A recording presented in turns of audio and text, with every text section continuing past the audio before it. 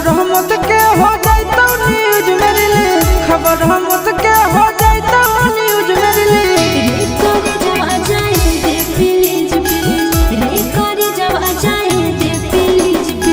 पापा दहे जवा के किन ले लखु सब चीज, पापा दहे जवा के किन ले लखु सब चीज। के कर जवा तो नहीं जो प्लीज प्लीज, रे कर जवा जाए दे प्लीज प्लीज।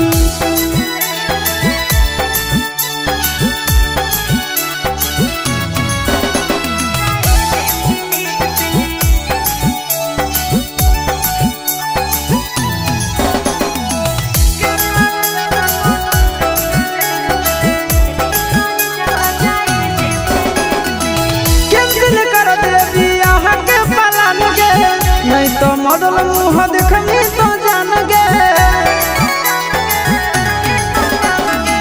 कोई पत्थर दिल धीरज बंधने, चुप रह जानू तुम मत ज्यादा कहने। मोरा बाप पूछते गाम छी गेलो भीज भीज, मोरा बाप पूछते गाम छी गेलो भीज भीज। रे कर जवा जाए दे प्लीज प्लीज। के कर जवा तो नहीं जो प्लीज प्लीज।